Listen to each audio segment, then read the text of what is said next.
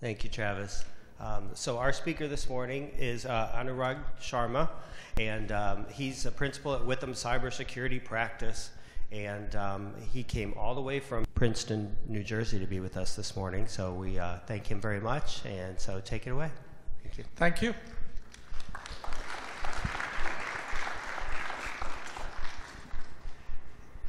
Good morning, everyone.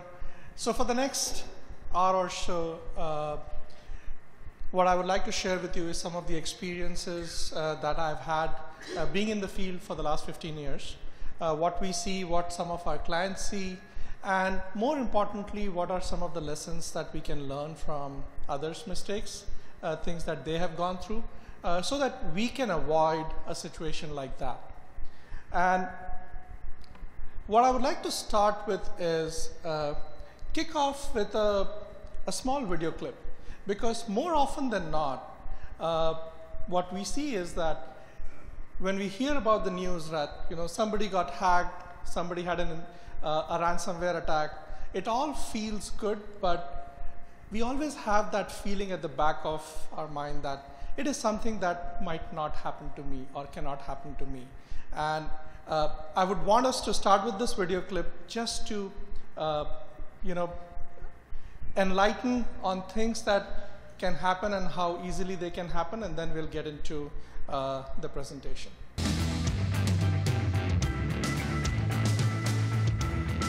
Anyone with a phone and an internet connection can do social engineering. But I was curious, what can a hacker with serious coding skills do? Well, DEF CON is the world's biggest hacking convention. It's hacking everything, hacking social, hacking hardware, hacking software, hacking various systems. I asked Dan Tentler, a well-known security researcher, to turn all of his firepower on me. I did get into quite a number of things that I found. So what were the first things you did? How did you start hacking me? I quickly found your Squarespace blog and had an idea. Basically what I did was created a bogus Squarespace site and sent an email to you, a fish asking you to go to this website, run this certificate installer. And I did it, because I'm an idiot. So once you ran that, it gave me access to your computer, and I created several fake pop-ups that looked like system pop-ups that would ask you for your credentials. You didn't even have to have my passwords. No, you gave them to me. I gave them to you. Yeah. So I stole your 1Password keychain. And 1Password is where I store all my other passwords. So effectively by... And your social security number and your Amex stuff and all your stock trading and bank information. I can send email to everyone in this room as you. I am you right now, if I wanted to be. If my evilness is working correctly, it should actually be taking pictures of your desktop and pictures through your webcam every 2 minutes. And I have been watching you for about 2 days now. In coffee shops, at your mom's house, on a plane. Here's your editing stuff. There's you like. Oh my God! So this is literally every 2 minutes through my webcam. Yeah, through this guy. How badly could you have messed up my life? I could have made you homeless. I could have made you homeless and penniless. How? How would you make me homeless? Like I have control of your digital life in its entirety. I have all your credentials. I have all your access to all your financial information, all your work information, all your personal information. I can pay people with your bank account or your Amex account. I am you. I can fully impersonate. Like the only thing I couldn't doctor would be like your fingerprints. This is like as bad as it gets. It's ridiculous. Yeah, it's bad. So it turns out that Dan Tentler is very good at his job. I mean, he hacked the hell out of me. He got everything. I mean, frankly, I want to take my computer and throw it into the deepest part of the ocean, and I want to become a hermit, and I want to never touch a piece of technology again, because holy shit, that was everything. That was the keys to my entire life, and he just pulled them out of his pocket. That is the reality of the world we live in today, right? All it takes is a click, an email from somebody, and if you click it, it installs a piece of software, and somebody can pretty much take over your identity. Anything that is considered to be critical in a digital form, he can take over that and cause you a lot of financial harm. So for the next 50 minutes, we'll talk about things, small things that you can do to try and avoid ending up in a situation like that. So let's look at some numbers, some statistics first, right? 14 billion. So since 2013, they started keeping track of how many data records have been breached globally. And the number that we are at is 14,717,000,000. So if you look at the rate, we're talking of about, on an average, 6 million data records that are stolen somewhere in the world every day, which means about 250,000 records every hour. By the time this presentation will be over, somewhere somebody would have stolen about 250,000 records. And the most important part of this statistics is only 4% of these breaches are what are known as secure breaches. So what does a secure breach mean? It means that when the hacker got access to your data, or he stole the data, it was in a format where he cannot make sense out of it. It is encrypted. So though he has physical possession of your data, he cannot use it. What that means is 96% of the data records that were stolen were not secured, which means basically they can be misused. If we look at 2018, just the first 6 months of 2018, that number was 3.3 billion. Remember, we were talking about 6 million a day? In 2018, we were looking at about 18 million data records every day globally that were being stolen. So that is the reality of the world we live in, right? Because data is the new oil. If somebody gets access to your data or your organization's data, your client's data, he can monetize it. He can sell it in the dark web and make money out of it. And that is why it has value. And that is why they would put in effort to try and steal it. Let's look at the various types of incidents that result in some of these data thefts or breaches, right? So 65% of the data theft was identity theft, right? People were trying to get hold of your name, social security number, date of birth, anything that can be used to maybe open a bank account in your name, get a line of credit in your name, or apply for a credit card in your name.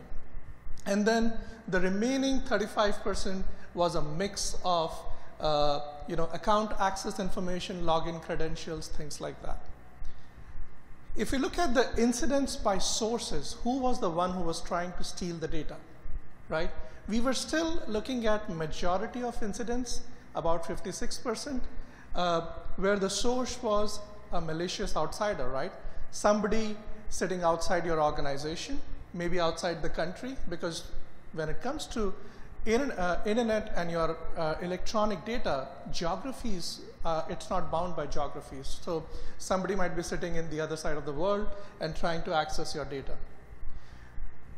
The most important figure in this is that 34% of data loss was accidental in nature.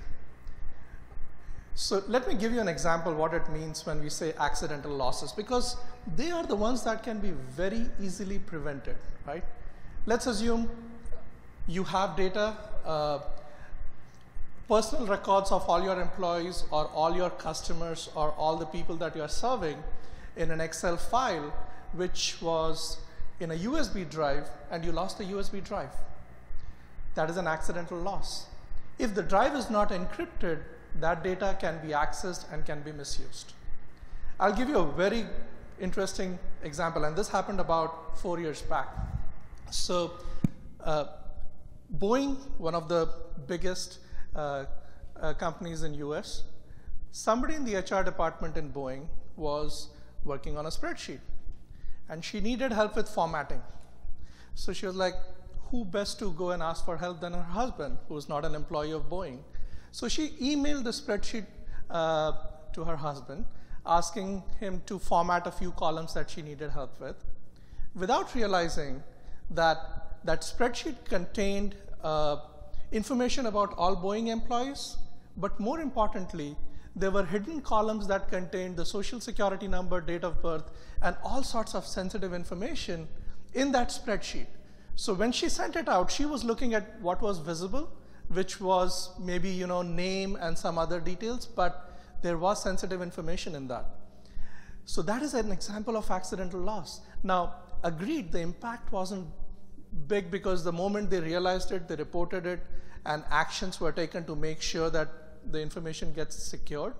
But look at the situation. You had about 25,000 employees in your organization, and all of their name, social security number, and other sensitive information was shared with somebody who's not a part of your organization.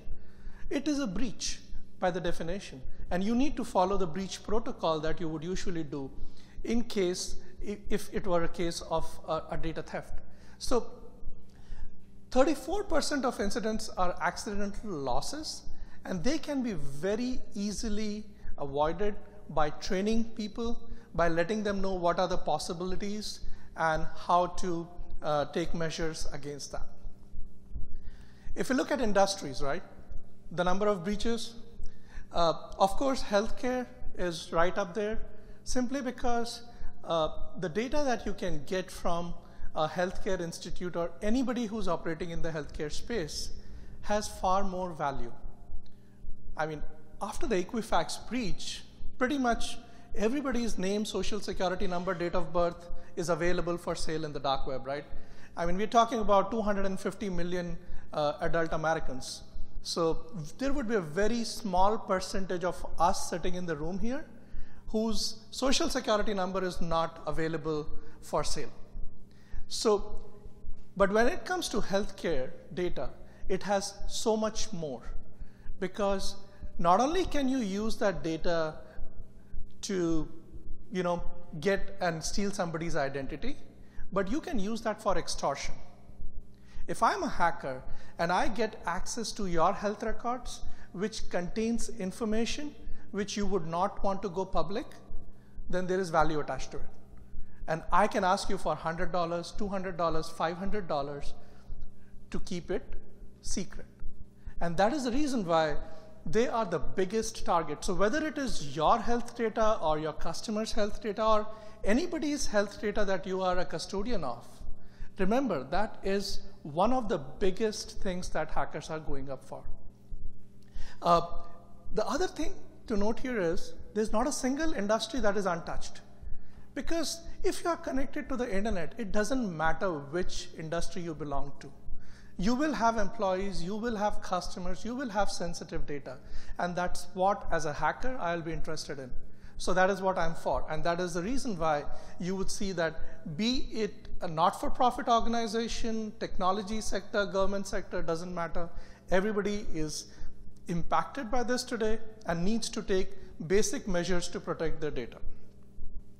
If you look at geography, the biggest target is the North Americas. So if you are an institute, if you are a company based out of North America, you are the target of about 60% of the attacks globally. And the reason is simple, right? Because it's a developed nation. You have more data available in electronic format. And the hackers can ask for a bigger amount of extortion amount if they get access to that data. So there is far more value to get data from North America than from, say, China or from any other country in the world. But it's North America, Europe, and then some of the developed nations in the Asia Pacific, which have the biggest, which are subjected to the maximum number of attacks. So what this means is, if you're based out of US, which all of us are, that in itself increases your risk profile from a hacking point of view. So let's look at a few case studies, right? And this happened earlier this year. People Inc., which is a not-for-profit based out of New York, had a situation where about sensitive data like social security number, medical and financial information, health insurance numbers of about 1,000 clients of theirs got breached because somebody got access to the mailbox of 2 employees in the organization, and there were files in that mailbox that contained that data. And needless to say that It's still something that is being investigated, and you never know if the scope of impact would increase in the few months to come. But this brings back to me an example, and I would like to share that with you, which happened to a client of mine, right? So show of hands, how many of us here use Office 365? Everybody, good. Show of hands, how many of you have multi-factor authentication for Office 365 or two-factor authentication for 365? All right, so a few of you. So here's what happened, and this was a CFO friend of mine. He works for a manufacturing company in New Jersey, right? Somewhere around Thanksgiving, he got phished. Now, do we understand what phishing is? I would assume, right? An email which you feel is coming from your IT team but comes from somewhere else with a link or an attachment that you're not supposed to open. So he got phished around the Thanksgiving holiday. By the way, that's the perfect time to, if I'm a hacker, the day of the week that I would want to go after you is Fridays, because you are waiting for the weekend, you're not as attentive, not on Mondays but Fridays, or during holiday season, because you're not at your, you're not giving that much attention, you're more distracted. So around Thanksgiving, he got an email, he got phished, he did not realize it, where the hacker, and they were from Nigeria, we were able to trace that based on the forensic work we did, was able to get his password for his mail account. Now, Microsoft, and even in the old version of Microsoft Outlook, right, there was an option where you can check your email over a web. It used to be called Outlook on the web, and in Office 365, because it is cloud-based, you can anyways check your email over the web. Now, the funny thing is, employees don't need it, employees don't use it, but it is a feature that comes built in, and the IT team keeps it on. Like, if I ask you how many of you use the web-based interface to check your email, not even 10%. And it's not unusual. I have not used it in the last 20 years. I check my email on my phone or on my laptop when I open Outlook, and that's how you would check your email. But Microsoft has this feature where you can go to a website and log in your username and password, and you get access to your mailbox. So the hacker got access to the username and password for the CFO. He went to the website for their company's mail, logged in as the CFO. He set up a rule in the mailbox for auto-forwarding. Do we understand what auto-forwarding is? So you can set up a rule in your mailbox and say, all incoming emails, please send a copy to XYZ mail account. So he created a Gmail account for himself and set up an auto-forwarding rule where a copy of every email that was coming to the CFO was going to his Gmail account, the hacker's Gmail account. And then he logged out, and he did not do anything for 6 months. So what do you think is happening in the organization? As far as the CFO is concerned, he has no clue, right? That even he got phished, that he gave his password, and that he is leaking all his emails for months to come. And there are no red flags in the organization, because if you don't set up rules to raise flags on things like these, you wouldn't even come to know. So now imagine the stuff that would move through a CFO's mailbox. It has to be, payroll data. It has to be anything that is critical to an organization would always go through his mailbox. And this guy sitting outside in Nigeria was getting it delivered to his Gmail and was getting access to all of that data. Now, the way they got caught was 6 months later, when this company was acquiring another company, there was a $6 million wire transfer that had to happen. And that's what the hacker was trying to do, right? Besides getting the data, he was trying to wait for that right opportunity where he can make a move and maybe change the message so that he can actually get money out of the company. So when that wire transfer was going to happen, he saw that message, and then he inserted or changed the number and gave a new number for wire transfer to the person who was the recipient of that email. Thankfully, that person, when he checked the number and realized why are we wiring money to an account which is outside the country, picked up the phone, asked the CFO, why did you ask me to change the wiring information? And the CFO said, no, it wasn't me. And they went and did the investigation. They called us in, and we did the forensics analysis, and within a day, we were able to figure out, okay, so this is something that has happened. Thankfully, you have not lost $6 million, which you would have very easily. But now you are in a situation where you have 6 months worth of your data that was leaking through the organization, and you would need to analyze the impact of that breach and then take steps. So just the purpose of this whole story was to say that the technology that we use on a day-to-day basis has a lot of these loopholes or weaknesses that we as a user are not aware of and we should not be aware of. But if it is not configured properly, and if you have not set the right types of flags to raise alert, then things like these can very easily happen. And from a hacker's point of view, if I try it in your organization, like we saw 15% of the people raise their hand and say, we have multi-factor authentication, which means other than the password, you would also get a PIN on your mobile phone to log in. If I'm a hacker, I try there, I fail, I'm not going to waste time. I'll move on because there are 80% other organizations which don't have that in place. So from an organization's point of view, the best strategy to adopt is to be make it a little more difficult for somebody to try and steal data from your organization so that you can divert them to other organizations, because you will always have people whose security would be not up to the mark. Another example, AMCA, and this is a company which facilitates medical debt collection. I think 3 months back, they disclosed that 20 million US citizens were impacted when data associated with their payment information and some sensitive data, including date of birth, was stolen. They provide services. They are a third-party service provider to Quest, LabCorp, CareCentric, all the big labs.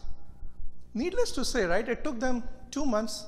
They filed for bankruptcy because there is no way when you lose that much amount of data, the costs associated with the response is so huge that it's a going concern issue. You would, unless you're a Target who's $1 billion company and doesn't mind spending $700 million to come out of a breach, this is usually how things end up for an organization that gets hacked. City of Baltimore, again, a similar situation. Ransomware attacks, very common, right? And very easy to perpetrate, because as a hacker, once I code and have a code that would run, all I'm trying to do is cast a very wide net. If you have 500 employees, all I need is one person to be not intelligent enough to open that email or open an attachment or make it interesting enough for you to open the attachment. And once I can get into one computer, I can move around in your network and infect many computers. That is exactly what happened. It ended up with not only were they losing revenue because they went, they stopped business for 2 weeks, the cost of coming out of that was close to 18 million. By the way, the hackers were asking for $76,000 in ransomware. That doesn't mean that if you pay the ransom, you will get the data. But irrespective of that, the overall cost to the city was close to $18 million. So while we are at costs, let's look at some numbers that are available based on a study done by the Ponemon Institute, right?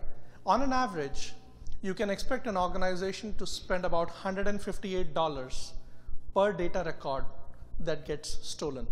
So if you lose 1,000, multiply by the 1,000. If you lose 10,000 data records, multiply it by 10,000.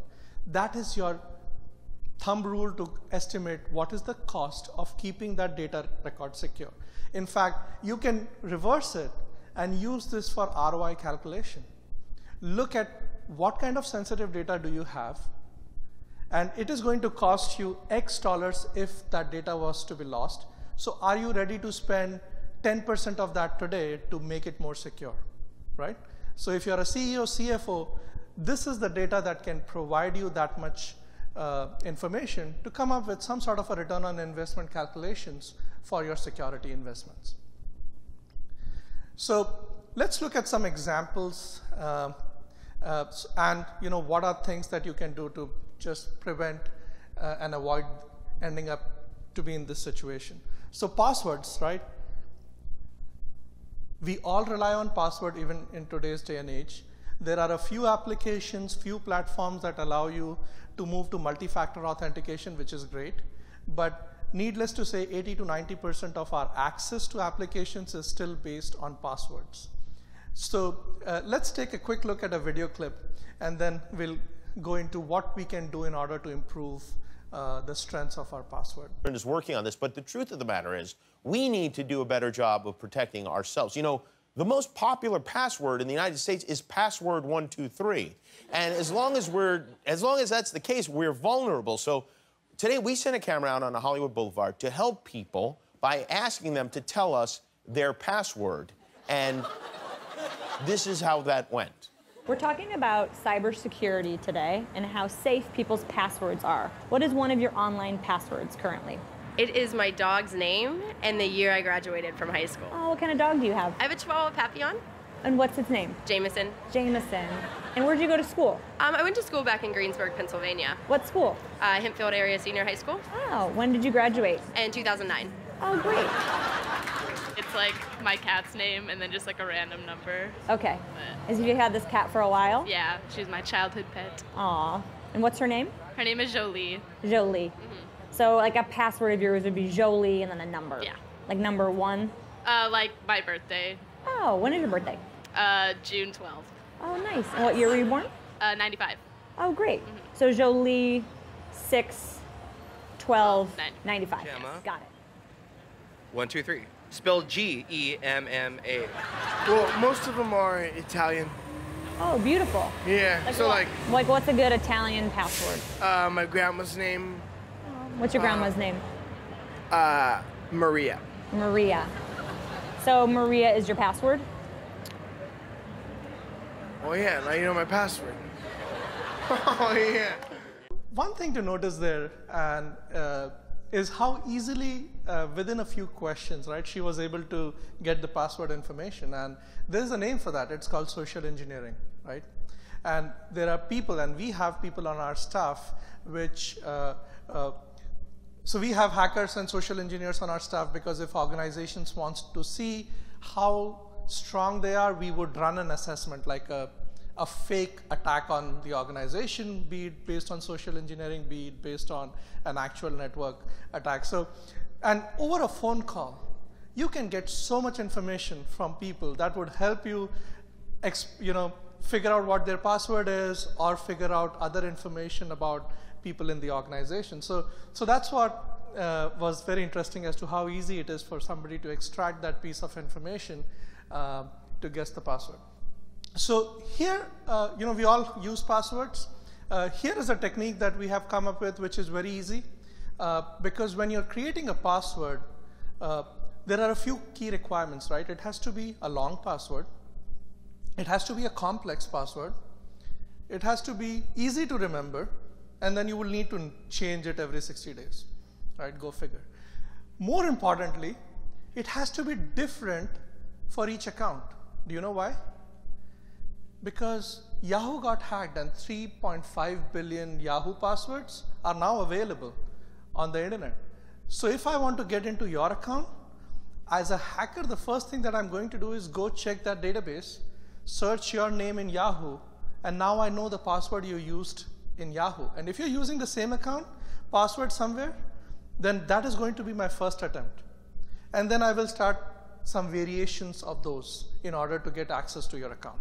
Now, we know there are 14 billion data records that were breached over the last 6 years. So there is a database of 14 billion accounts and passwords sitting somewhere. And that is what I'm not going to go start guessing, is it 1, 2, 3, 4, 5, 6? No, that is my database. I'll search that database for your name. I'll get at least 6 hits of your possible passwords that you would have used historically. And now I'm going to use that to get access to your account.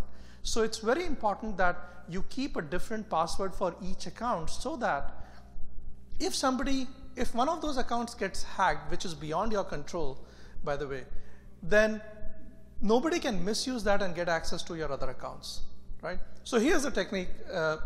Pick up a favorite song of yours, right? This is mine.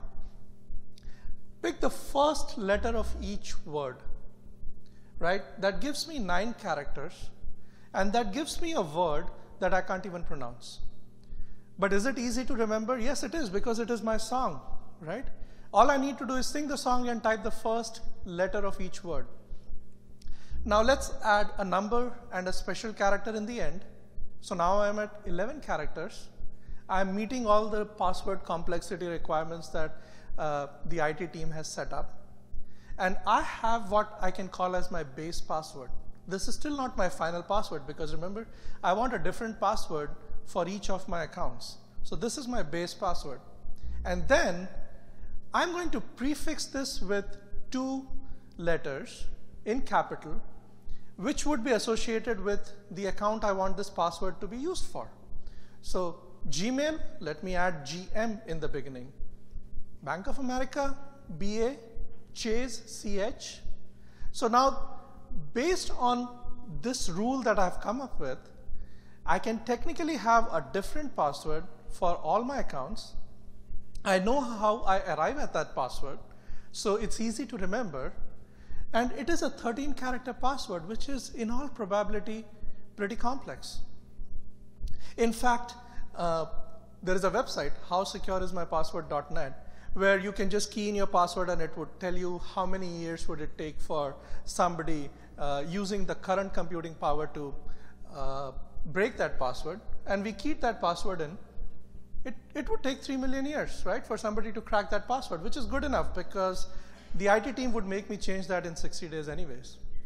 By the way, if I'm a hacker, that's exactly what I would do.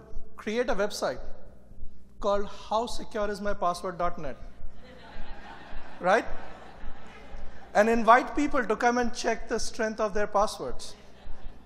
Because what I'm getting your IP address, where you're coming from. Very easy for me to guess who you are. And then usernames are usually your email addresses, a variation of that. And now you give me your password. Neat trick, huh? All right, the second thing that a lot of your accounts would require you to do is have those secret questions, right? Don't answer them correctly. Nobody's checking if your mother's actual maiden name is what you're saying or not. Because if you answer them correctly, it would take me 10 minutes to figure the answer of that question, right? In today's age of Facebook, Instagram, and all the other social networks that are out there, LinkedIn, I can check out which high school you went to, which year you graduated, what your mother's last name was, what the name of your pet is in not more than 10 minutes. So the only way to use that and make your account a little more secure is if you do not answer that correctly. So make something up and then use that as an answer. Just remember what you made up, right? Because otherwise you won't get access to your account. But, make up a fake mother's name and use that across. And that is your alter ego or the other personality, right? So use that to your benefit, because that is the other way as a hacker that I can get access to your account. I would try going through the process of forgot your password, ask me a few questions. If I can answer that, I get access to your account, right? All right.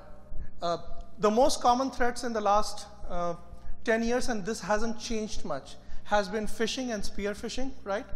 It means the same thing. Phishing is where I would send an email which is very, very generic. Spear phishing is, you are the CFO of an organization, I want to target you. So I'll do a little bit more research, figure out who the network is, who are the people you deal with on a day-to-day basis from your LinkedIn profile, and then send an email which would appear to be coming from either a vendor of yours, a colleague of yours, somebody that reports to you, that you are expecting an email from on a day-to-day basis, and then use that to attack you. That is known as spear phishing. Ransomware attacks are again very common, right? it's a modern version of a virus where it can lock your data and then ask for a ransom for you to unlock the data. And then the business email fraud, which is using one of these techniques to make you transfer money out to an account which you don't want to send money to, is again a very common threat. So phishing, any suggestions? What can you do to try and protect your organization against phishing attacks?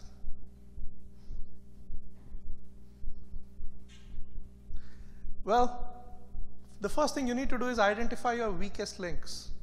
In this case, it is going to be people, right? Because phishing is targeted on the human element of the space and not the technology. So there are organizations, and I'm in the space of security, and being with a CPA firm, I do a lot of audits.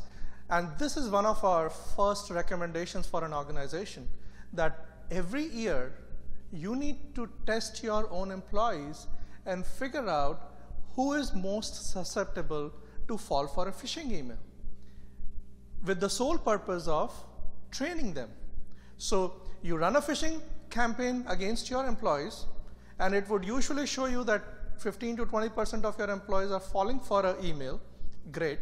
Now you take them through an annual training, and at the same time, you can have a positive reinforcement element there, where do a raffle for people who did not fall for it, or publicly acknowledge somebody who did not fall for it and give him a gift card, because that is going to inculcate a culture of people knowing that such a thing is happening, so they have to be more careful. More importantly, they need to bring it to the attention so that as an organization you can benefit. If somebody gets a phishing email, chances are that others in the organization get it too. So they should just flag it, raise it to IT, and then IT should go and do a mass search across all accounts and make sure that those emails have been deleted. And it has to become a part of the culture, because attackers are getting more and more intelligent day by day. Then, so you first identify what your weakest links are, get somebody to do a phishing assessment, then you train them. A simple 20 minutes, 30 minutes training, show them things that can happen, what they should be aware of, and what they should avoid. And it should be done on an annual basis, just to make them think about security every time they're working on a computer. Always think before you click, because a phishing email, just by virtue of you getting an email in your mailbox, doesn't happen, nothing happens. You need to open the attachment, or you need to click on a link for it to trigger something. So think before you click. Use two-factor authentication. The example I gave, if the CFO and their organization was using a multi-factor authentication, even though the hacker got access to the password, he would not be able to get access to his mailbox, because when he would go to log into the mailbox, it would ask him for a second factor, which he would not have, which can be over a cell phone or something else. So anything that is web-based in today's day and age should have two-factor authentication enabled, or there should be some form of two-factor authentication that should be utilized for that purpose. These are some of the top subjects, themes that you would see as far as phishing emails are concerned, right?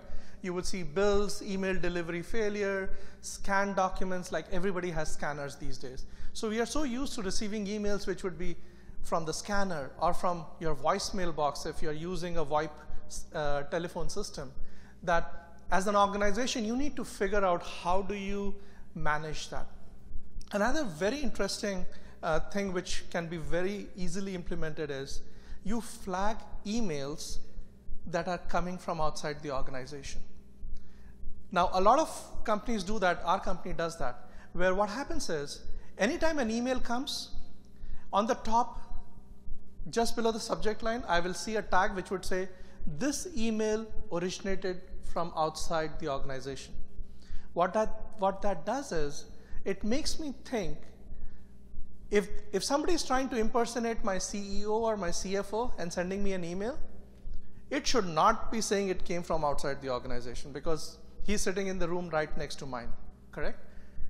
If I'm scanning a document and I get an email and it says coming from outside the organization, that doesn't mean it's not right, because it's coming from within the organization. So such small steps, flagging things, equipping your employees to look for things like these, and then train them not to open attachments from an email, which should be from your colleague, but comes with a flag saying coming from outside, are things that would help you improve your security. As far as ransomware is concerned, what are the things that you can do? Well, make sure you have a daily backup. Backup of your data. If you get hit by ransomware and you have a good backup, well, the easiest thing to do is wipe that machine clean, right? Which means you format the whole disk and restore your data, and you've not lost anything. I mean, you would still want to investigate to make sure that you identify all possible impacted machines and data, but it's very easy to handle a ransomware if you have a good data backup to go to. Make sure you have an offsite storage of the backup. Why do we need to make sure that there is some sort of offsite storage? Because the ransomware, the way they work is it's going to infect one machine. It will start encrypting data. Then it will see which are the other connected machines, start encrypting all of that. It also looks for a connected data backup system, because they know that people can go to the backup, and then start encrypting the backup. So if you lose the machine and you lose the backup, then you are in the same situation, right? You have no choice but to pay ransom. But if you have some sort of an offsite storage, that would prevent that situation of your backup getting infected, and you can use that to come back from a ransomware attack. Make sure you're using a reputed antivirus, anti-malware software. And I know it's an old slide. I should take Kaspersky out of that list based on the news that we had last year. But any brand name antivirus software, sometimes you're using a combination, because not all antivirus softwares can capture everything. So we also recommend using a combination. And the way it works is, at your email gateway level, right, you would use Symantec. And then on each end user workstations, you use Trend Micro or you use McAfee. This way, anything that is coming through the email gets first scanned by one type of antivirus, which is using a different signature list. And then your endpoint, where somebody is going to open the file, is going to get scanned by another variety. So the chances of you catching an infection is far more higher before it can cause harm. And most important, educate your employees. Believe me, the best investment that you can do in security is not buying a piece of firewall or investing $20,000 in the state-of-the-art technology solution. It is providing training to your employees, because none of these attacks are possible till somebody clicks on a link. 80% of any hacks that you would think of start with somebody getting phished, because it is easy. And make sure that your desktops, servers are all up to date as far as patches are concerned, because Microsoft, be it Linux, whatever the operating system is, on an ongoing basis, they keep realizing, oh, I have a hole here, I need to patch it. I have a hole here, I need to patch it. And hackers are looking for those holes in order to attack your system. So if Microsoft has figured out that there is a hole and released a patch, hackers know and they can exploit it, but you have not patched it, then you are basically inviting an attack. So it is very important that you patch your workstations and you patch your servers very, very diligently, because if you do that, then chances are half the attacks would not work. There's another a quick recommendation. Anytime you receive a phishing email which you're not very sure of, because they are very well crafted, whether it is actually a genuine email or not, and you have that urge that I should open it on your phone instead of your laptop. You know why? A lot of these malwares or ransomwares are designed to work on a Windows operating system. Your phone runs on iOS or Android. So chances are that even if it is an infected email, it will not do anything on your phone because it can't work. It is not designed to work on that platform. So, and I don't know how long will this last, because of course the hackers realize this, that everybody uses a phone. So if it's a malware designed for an iOS device, then it will work on your phone too. But between the two choices, Windows and iOS, I would rather open it on my cell phone instead of opening on my laptop if I'm not very sure of a particular email and the content in that email. So that kind of brings us to the end of our presentation. I want to wrap up. As far as cyber threats and cyber attacks are concerned, it's not a question of if, it's a question of when, because it's very easy. The surface area which a hacker can use to attack you is so huge that it is very easy for somebody to try and steal data from your organization. So because it is inevitable, you need to know who should you call in case of a situation like this. In fact, you want to make sure and plan for that in advance, where you have some sort of an incident response plan in place. And at the very least, have some number saved where you can just give a call and say, we had a situation, can you send somebody to come in and take a look at it? Because if you start looking for that contact after the incident, the clock starts ticking. It can be difficult. And it's easy for you to do some sort of a due diligence beforehand instead of doing it after the fact. I get calls on Friday evening all the time from prospects and from customers, simply because once you are in a situation, it's like, it's an emergency. You need to speak to a doctor. You need to speak to a specialist to figure out, what do I do now to restrict the impact and to come out of it? Run scans, run phishing assessments on your employees, run penetration tests or vulnerability assessments on your network. And believe me, these are not expensive solutions. Like phishing assessments, a few $1,000s. It's totally worth it. And then make sure that whoever you identified as the weakest link, train them. As far as network scans are concerned, again, a few $1,000s. Once in a year, you need to, like your preventive physical that you do for your health, you need to make sure you're checking the health of your enterprise by doing phishing assessments, network assessments, and whatever comes out of that, make sure you fix it. Things will change and you would need to do it again next year because the environment keeps on changing. But that is the only way to make sure you are ahead of the curve and a little more secure, so that the hacker gets disinterested in you as a target and moves to the next one. Make sure you're working with an expert. And it's very interesting that a lot of small, medium organizations have smaller IT teams. As an IT person, there is one way you would think, how would this system work? How I can make this infrastructure work? As a security expert, your thought process is totally different. How do I break it? The same person cannot wear those two hats. So don't expect your IT person to look at an infrastructure and think, how are the ways it can be broken and what should I do to try and prevent it? He's not tuned for that. And that is the reason why you would want to make sure that you're working with somebody from the security side to test what the IT person has set up. And then both of them would work together to make sure that things get fixed. But do not expect him to be a security expert, because it just doesn't work that way. Needless to say, make sure it's inevitable. So make sure you have some sort of a cyber insurance policy, because if that day comes, it would help you recoup some of the expenses that we talked about. And finally, make sure at a business strategy level that you consider security as a very, very key component of your annual planning, because if you don't invest now, you might end up paying far more later, and it can very easily convert into a going concern issue. So that was the end of my presentation. Any questions? If you guys have, we might have a few minutes to discuss that. Sure.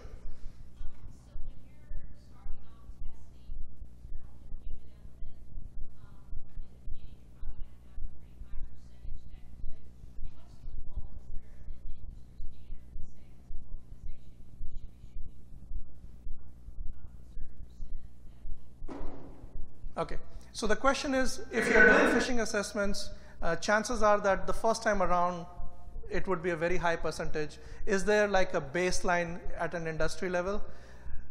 The baseline should be 0. The reason is, all it takes is one person in the organization to fail in case of a real attack scenario. So the purpose of phishing assessment is not to try, you can measure improvement by seeing how the percentage is moving over the years, but more importantly, the purpose of doing that is to figure out where do you want to spend your security training investment dollars.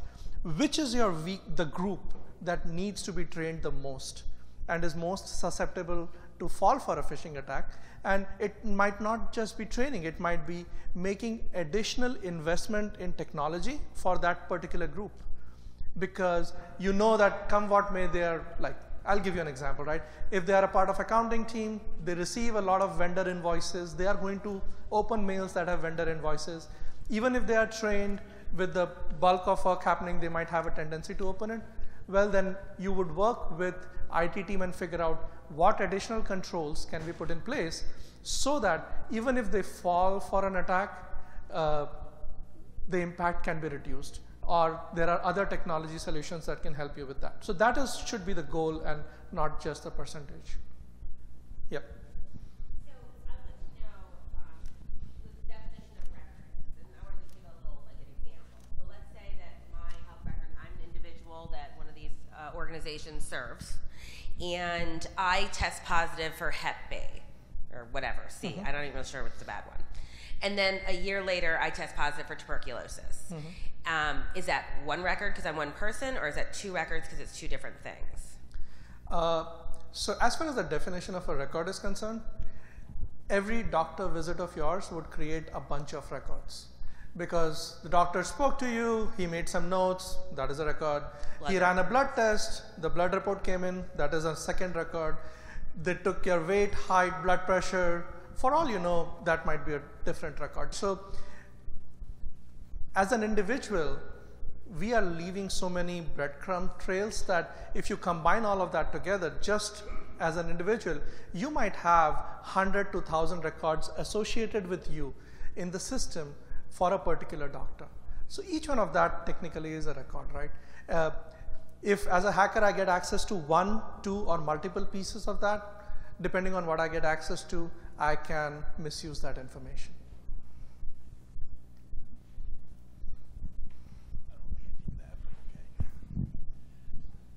In your presentation, you put up there McAfee, Norton.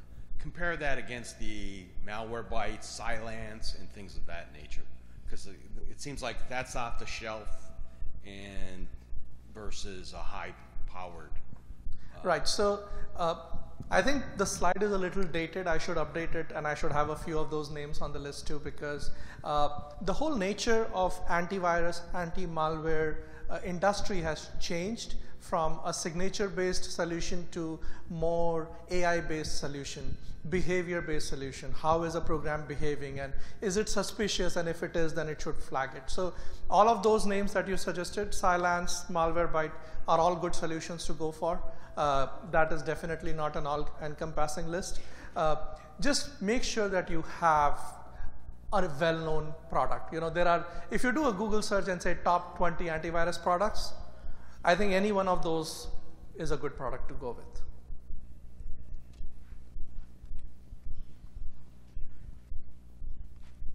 All right, that's it. Thanks a lot for listening to the presentation. Here is my contact information. If you want to create an in case of emergency contact in your phone, I hope I never get a call from you, but if you are in a situation, free feel to call and we might be able to help. Thank you. Thank you so much, Anurag.